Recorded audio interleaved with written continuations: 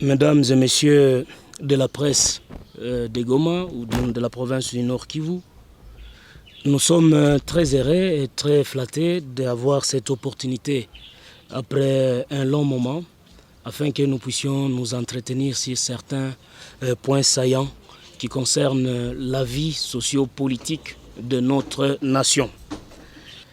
La NDC note avec grande inquiétude la persistance et accroissement de l'activisme des groupes armés dans plusieurs coins des provinces de l'Est du pays.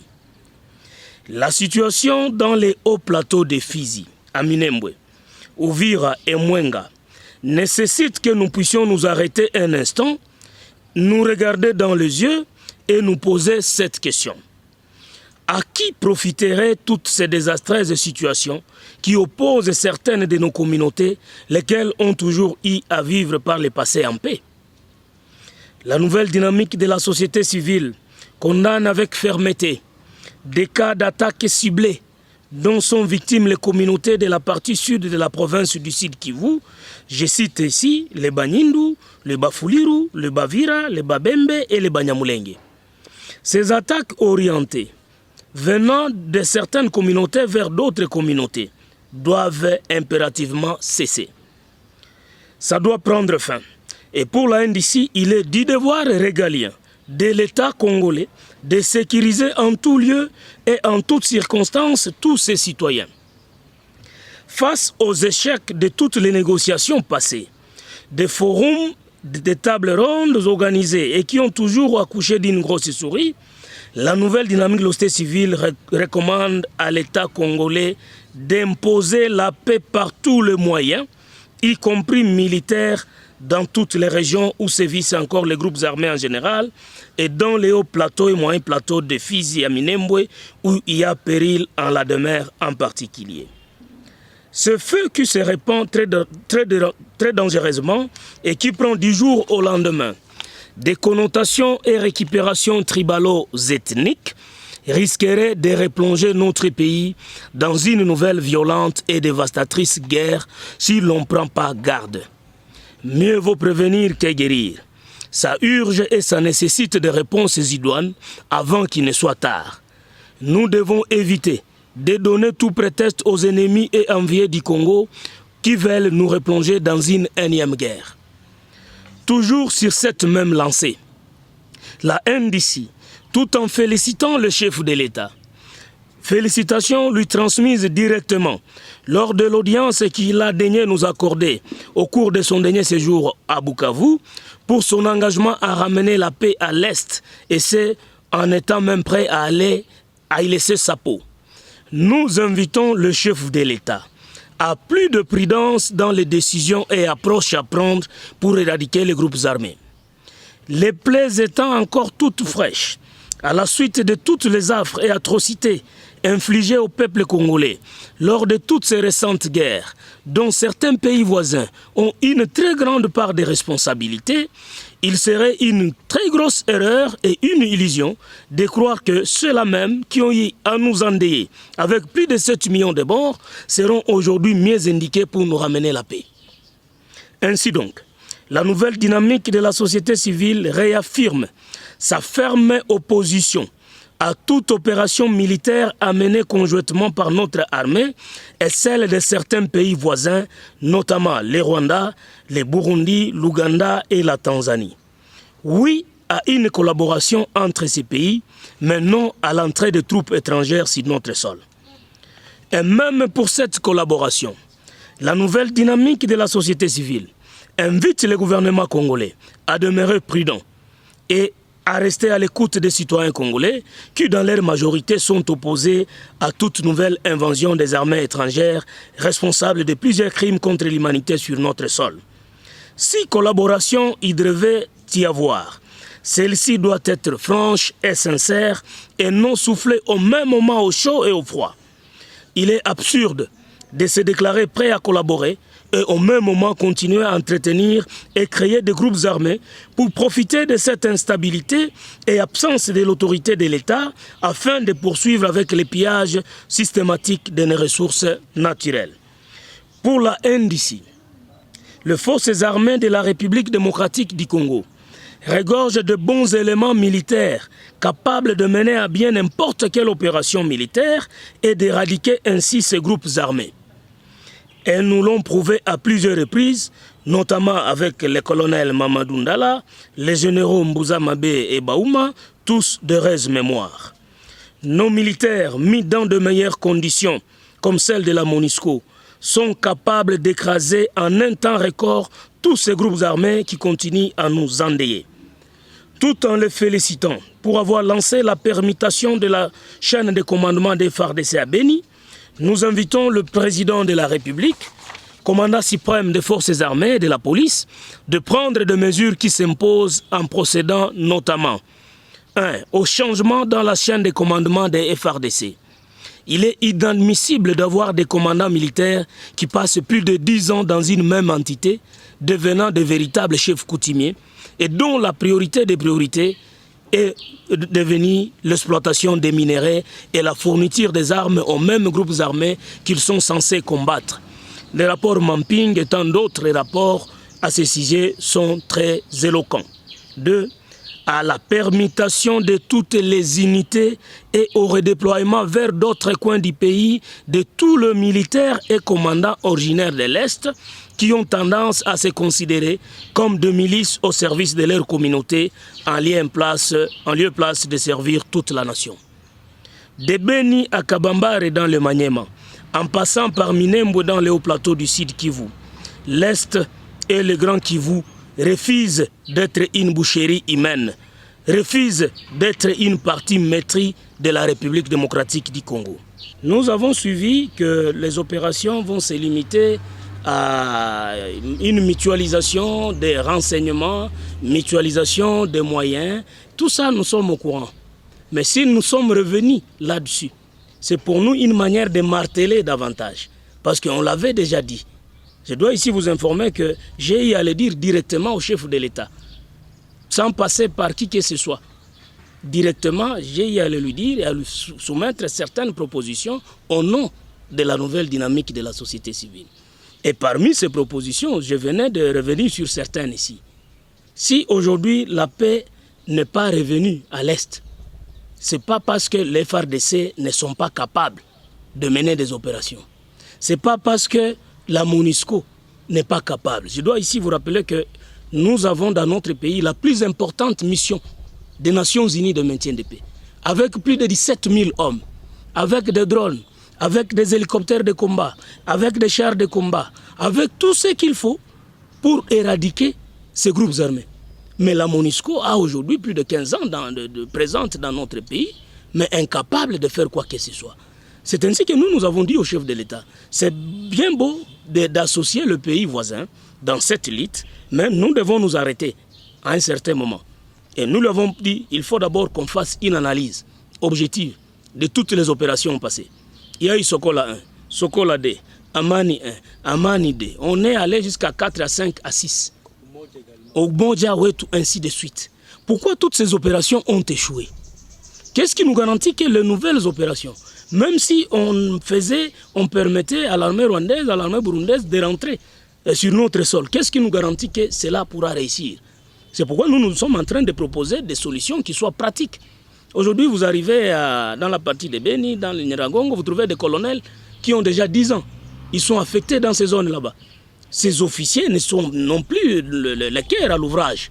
Ils sont là beaucoup plus maintenant pour se tailler des richesses. Ils sont dans l'exploitation minière, ils ont des hôtels, ils ont plusieurs femmes, ainsi de suite. Et bref, ils oublient, ils ignorent. C'est pourquoi ils sont déployés là-bas. Et nous avons demandé que le militaire originaire du Kivu soit déployé sur d'autres zones. Aujourd'hui, à Minembwe, il y a des problèmes. Cette question, la problématique là des militaires autochtones de tel coin, de tel autre coin, c'est parmi les éléments qui mettent l'huile au feu à Minembwe.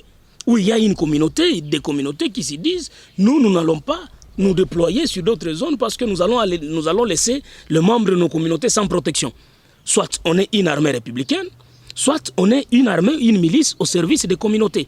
Donc nous sommes au courant et si nous décidons de marteler, Patrick, je dois le marteler encore ici, c'est parce que ce n'est pas tout ce qui se dit devant les micros qui est réalité sur terrain.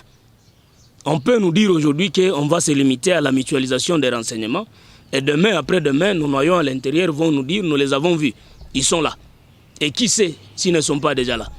Donc comme société civile, on doit maintenir la pression, montrer à la face du monde que la population congolaise, dans sa grande majorité, n'est pas d'accord avec le retour de ces armées.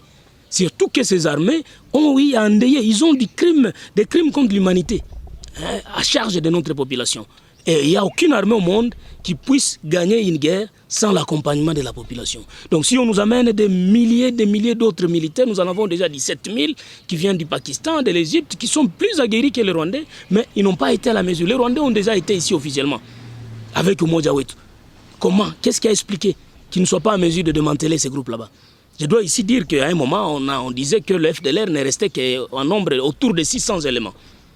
Mais dans le sud Kivu, il n'y a pas très longtemps, il y a des FDLR qui ont fait mouvement de Chabunda, de Mwenga vers Calais.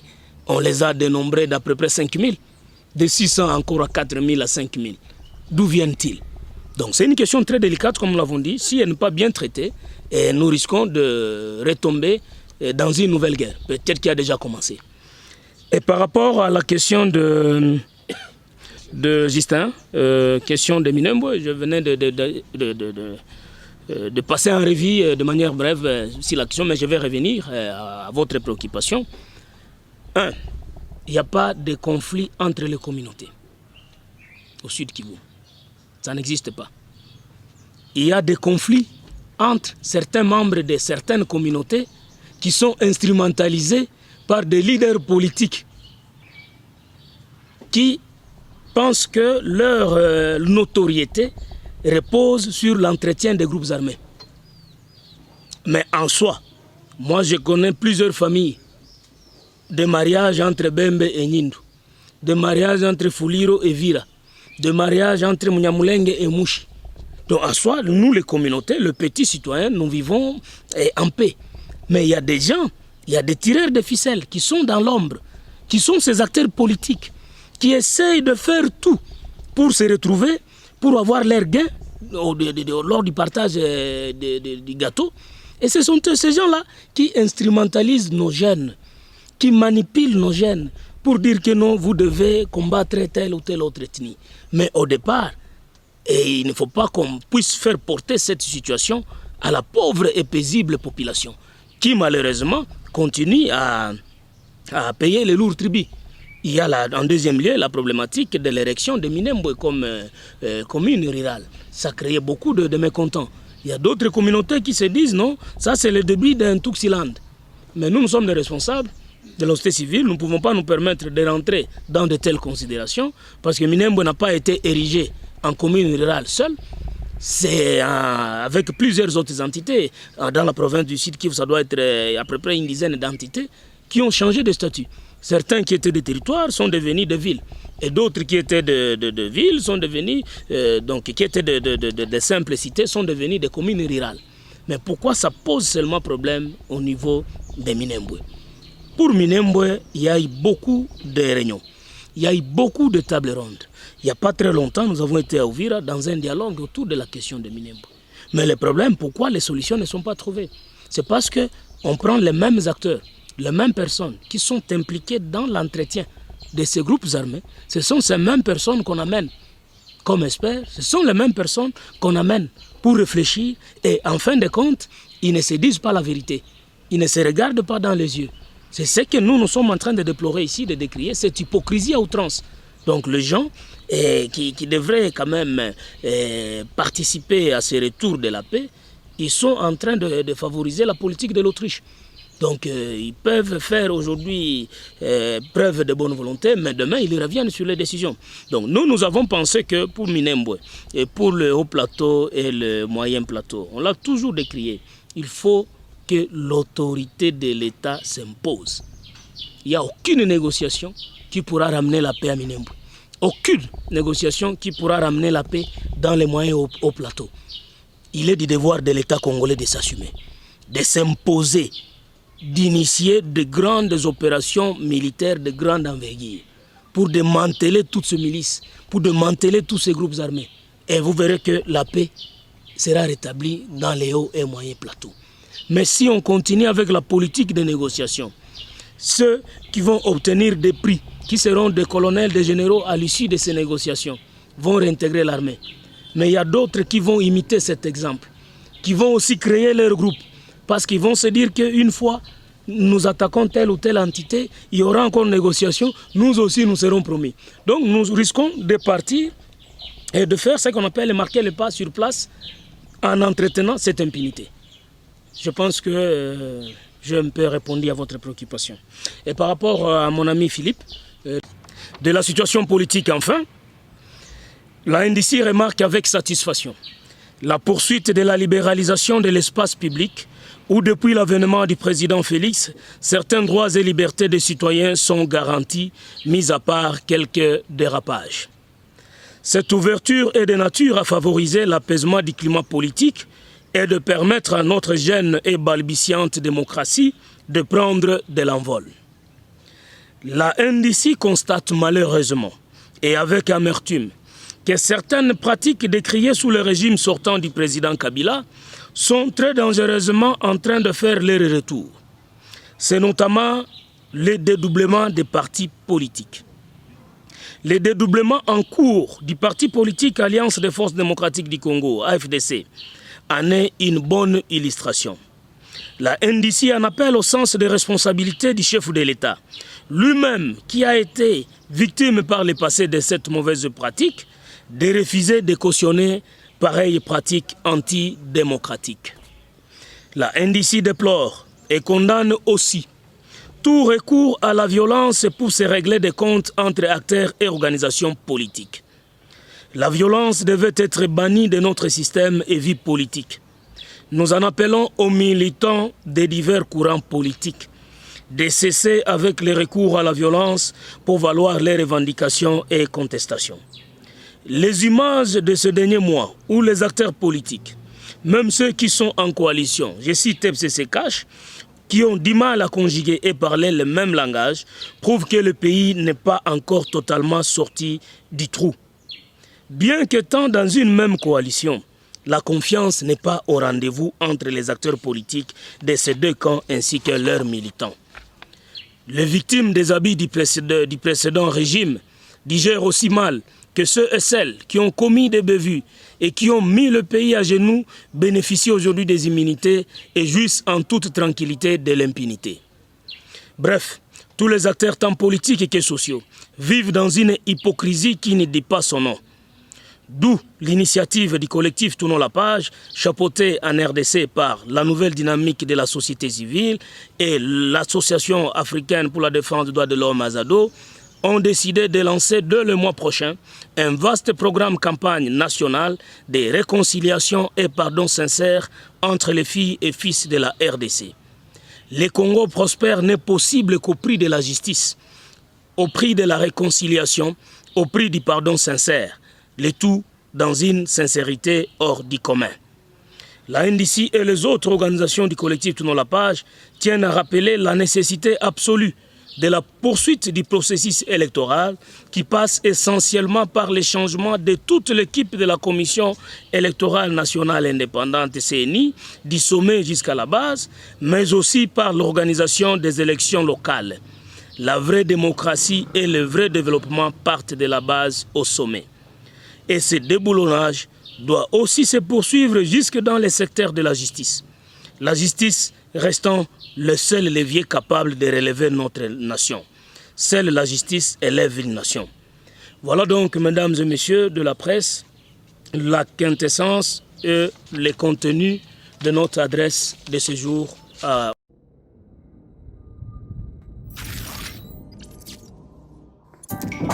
Joyce Decor est une entreprise basée à Londres et spécialisée dans la décoration et l'art des fruits, des buffets froids, des salades, des créations de mariage et surtout d'événements très élégants et sur mesure.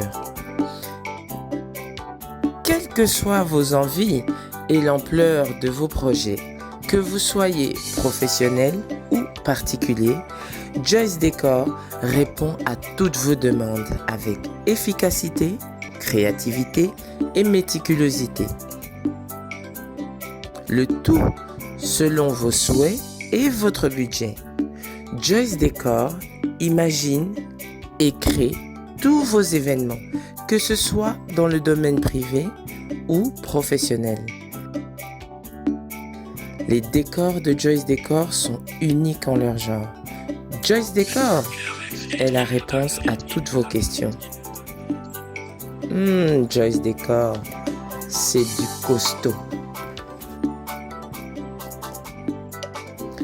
Pona bafete na bino, bafete nyonso ya mikie to ya minene. Ezala mariage, anniversaire, baptême, réception, événement nyonso oyo bokolinga.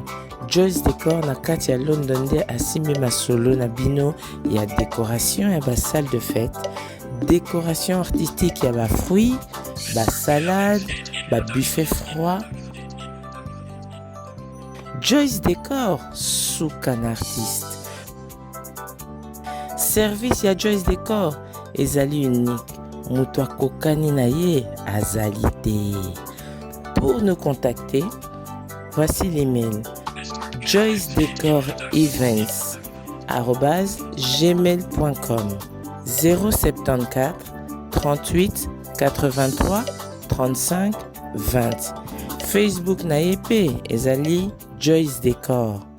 Instagram PKK Joyce Décor. Bokende musika te. Joyce Décor nde makambo.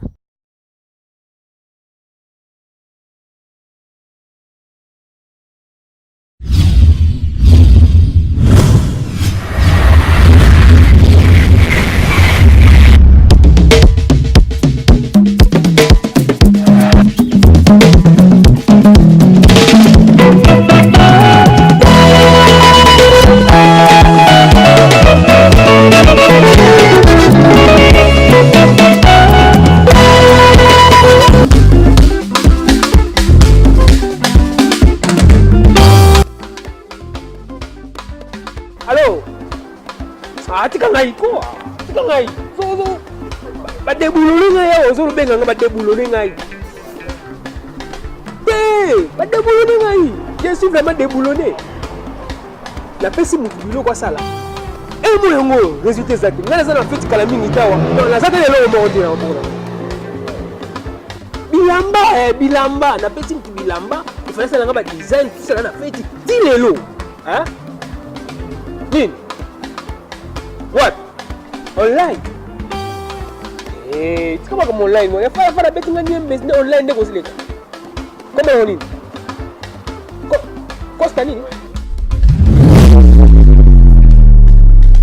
Papa maman ndeko. Yo moto za na posa ya impression. Na polo, na chemise, na jaquette. Ton elamba oyo lingi. Na manifestation nyonso ozo sepela na yango. Anniversaire, fête ya mariage, matanga, to manifestation nino za lango posa, adresse eza se moko. Costa Merch. Olingi affiche, Costa Merch. Olingi dépliant, Costa Merch. On a location studio photo, Costa Merch. Olingi be carte de service, Costa Merch kake. Et pas la biso, client de mokonzi. Ponctualité na qualité. Ndebiso. Ekomiko. Ndoto ekomi réalité. Yonde, oza somo. Batikayo. Batikayo. Na leli. Pona kozwa biso, tozali na online. Na costamerch.online. To lisusu, okomeli biso na email. Na info@costamerch.eu. To lisusu obengi biso na nzela ya singa